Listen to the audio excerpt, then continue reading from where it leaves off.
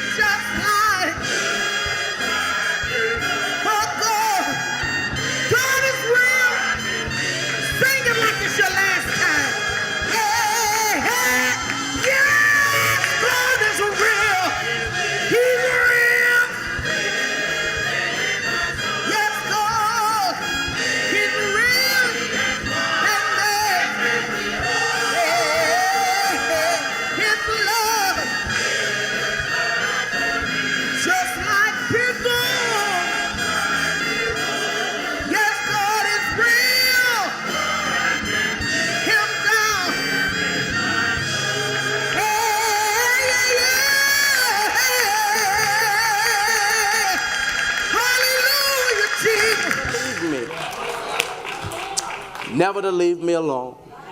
In the face of evil, God does not leave us, but atheists say that it is precisely evil that is an argument against the existence of God. But then they have another principle, and the second principle is this, that God cannot exist because of what natural science reveals about the world. The argument goes that God and religion were used by primitive, unsophisticated societies of people to explain how the world around them came into existence. It's a good argument. Only problem is that argument doesn't stand up to the empirical standard that science has set for himself. For although science explains how the world came into being, it still cannot explain how the world came into being. I'll prove it. There is the Big Bang Theory. It's a wonderful theory. I like that theory. I love it. Big Bang Theory simply says that, and some of y'all real uptight Christians, y'all gonna have to build some margin, because I know what I can see some of your faces. The Bible don't say nothing about a Big Bang. But the Bible also don't say nothing about a dinosaur, but we know they existed, right? Because you gotta remember, the Bible is not a book of science, it's a book of faith. Okay? But anyway, so you have the Big Bang. Now the Big Bang simply says that there were some arbitrary particles and elements out somewhere in the universe, and these arbitrary particles got together, rubbed together, caused the bang. Wonderful. And the world was created. But you've got to ask another question. How was there a particle to begin with? And what or who gave the particles the energy to rub up together and start banging? Had to be something behind that. Or take evolution. And the theory of evolution simply says that we who are human have evolved and the world has evolved through a series of phases, which is a valid argument. It's a valid argument. Now, you can have all kind of arguments about, well, the Bible doesn't say anything about evolution. Fine, wonderful. But it could be that that's not what Genesis 1 is trying to do, just possibly. But let's say that evolution is true, that the world came into being through a process of evolutionary order. The question still has to be asked, who set the evolving in order? I mean, there has to be an unmoved mover. But even if you embrace evolution, you've got to admit that somebody started the process of evolving. Now, evolutionary scientists, they believe, evolutionary theory says that even humanity evolved from monkeys. And I believe it sometimes when I think about some of my cousins. Just monkeys. Monkey-ish. That one's don't say, man. Don't, because you sitting beside something, all right? Anyhow.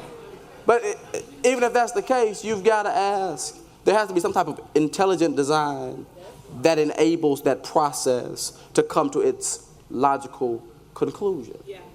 No matter what theory you take, Big Bang, evolution, biblical creationism, you still got to come back to the reality that the earth is the Lord's, the fullness thereof, the world and they that dwell therein. For he has founded it upon the seas and established it upon the floods. I mean, it really doesn't matter how we got here. We here now.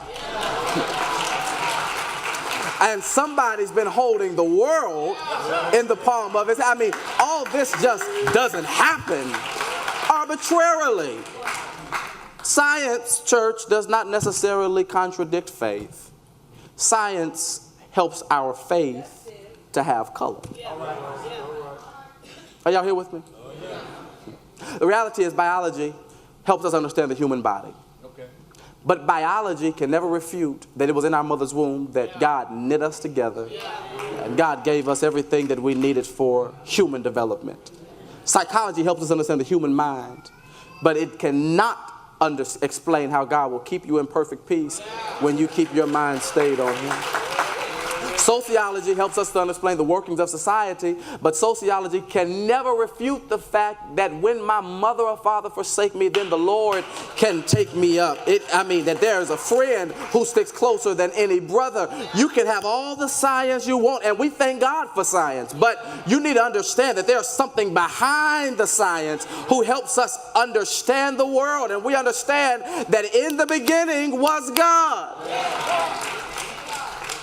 And because of God, all that there is has come to be. The atheists, they hold up natural science as though natural science is some type of refutation of God. Then others of them hold up evil and say because there's evil, that refutes God's existence. But then there's a third category of atheists who simply say that religion and God is a human invention created to help humans cope with the vicissitudes of life. So the argument is this. Life was hard. And we know life is hard.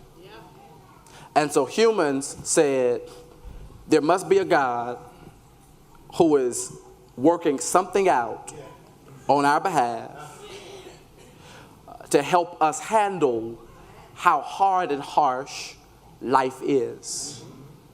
That God is not real. God does not exist. God is simply a crutch that helps weak humanity limp along. Or God is simply a safety blanket for adults. Or God is the adult equivalent to a baby's pacifier. God simply comforts us in the time where we're anxious.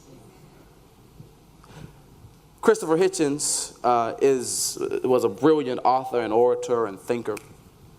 He was also a notorious atheist. He was my favorite atheist, to be honest. Yes, I have a favorite atheist, all right? I have a favorite. You ought to read what everybody is saying, think through all of their arguments. He was my favorite. He was funny. He was mean. He was brilliant. My favorite atheist, Christopher Hitchens. He died in 2011 of cancer of the throat. But on his deathbed, he penned a letter to American atheists. And in that letter, he said, there will be no deathbed confession from me. If you hear that I have converted on my deathbed, it is only because I felt that it is better for a believer to die than an atheist. It was Christopher Hitchens' way of shaking his fist at religion and saying, I don't need a God to handle my mortality. Life is about to end for me, and I can accept it. It's all there is. I'm cool with that. Weak-minded people need to believe that there's an afterlife.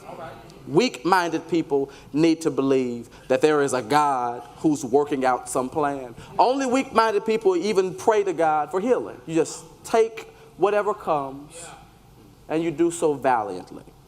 That's the atheist point.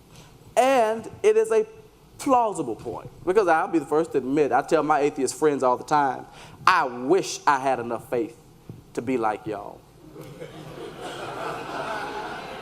I mean, y'all just walk through life believing that, you on your own. I need to know when I lay down at night that there's a God who's watching over me. I do. I need to know I ain't out here by myself. I need to know that when I come up against crazy situations, that I have a God who has my back, a God who loves me, a God who cares, a God who can sustain me. I just need to know that there's a God who is thinking about me. I need that. But atheists say that's for weak people. Thinking about my atheist friends, by the way, it's interesting to me that they employ the same amount of faith in not believing that people of faith employ in believing. Because think about it. Both atheists and people who believe in God both believe in something. So belief is not the issue. It's not that atheists don't have the capacity to believe something. They just believe that God doesn't exist. Whereas people of faith believe that God does exist. So at that point, the point of belief, both atheist and theist are on the same footing. We're all doing some believing. So then the question becomes, what does your belief do for you? Now, my atheist friends say that their disbelief in God, their rejection of God, makes them more confident in their own skin. It empowers them to create ethical frameworks that are human-centered and not God-centered. That because they don't believe that there is any God, that they are free to make their own decisions without guilt. And that is a benefit of atheism. Now, those who believe in God would point in another direction. We would point to grace and favor and salvation and peace as benefits of our salvation. I'll say it again. That when people ask us the benefit of being saved, of believing in God, we'll say, God gives me grace. God blesses me beyond my deserving. God gives me favor. God grants me peace. That would be a benefit, right, of our believing in God. But even at that point, both atheist and theist still have benefits to their systems of belief. So then you've got to ask the question again. What does belief do for you? What does it get you? What's the value of belief? We know that believing in God doesn't make you a better person. Atheism doesn't make you a bad person. Some of the best people I know are atheists. Some of the worst people I know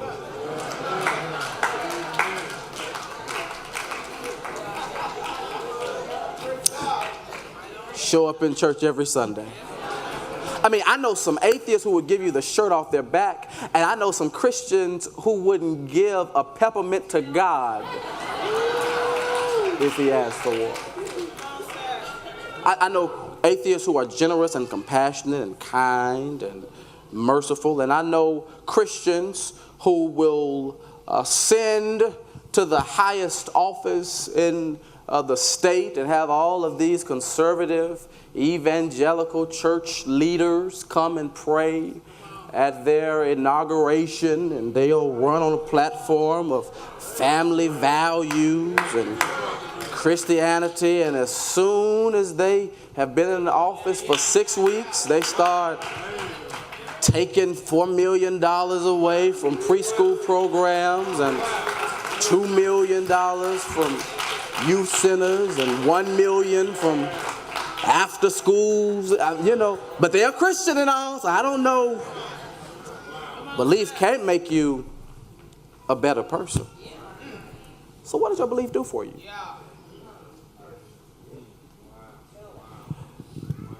I'll put it as simple as I know how. If I come to the end of my journey,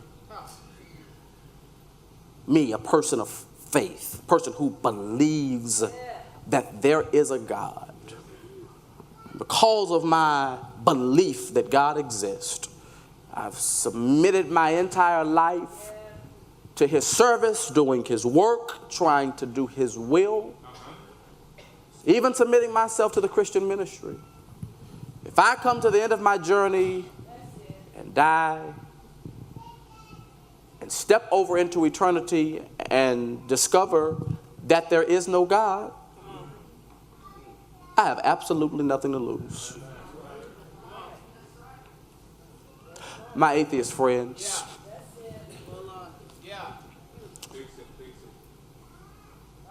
if they live their lives passionately rejecting the reality of God, using the same amount of belief that I believe to say that there is a God, they're saying that there is no God. If they live their lives, come to death, step over into eternity and discover that there is indeed a God, they have everything to lose. So, my question, Sister Atheist, is what is your belief doing for you? I mean, what do you gain by rejecting God as your system of belief, as opposed to what do you gain by taking a gamble on God? And just possibly, you'll find that it doesn't take more energy to believe in God, to trust God with your life, than it took you to trust that you had no one cosmically who cares for you. Why not give God a try? I tell you why you ought to give God a try. Because though you may not believe in God, God believes in you. Very seriously, I'll prove it. God believes in you so much that God made an investment in you before you even had time to respond to God. For God so loved the world that he gave. He began investing in you before you knew your own name. God invested in you. And he said, all you got to do is believe. All you got to do is trade in your belief that there is no God and turn that same belief in the direction of God. For whosoever believeth on him should not perish but have everlasting life. I came to church simply to ask some atheists today, you ought to give God a try. For the wages of sin is death, but the gift of God is eternal life. Give God a try, because all things are possible to those who believe. Give God a try. If you confess with your mouth and believe in your heart that Jesus Christ has been raised from the dead, you shall be saved. I wish there was somebody in here who would help me preach my little sermon. You ought to just look at somebody and tell them, give God a try. And I wish there was somebody who could testify, ever since I tried God, he has made the difference in my life. Oh, what a change in my life has been wrought since Jesus came in to my heart. Give him a try. Is there anybody that knows he's worth the try?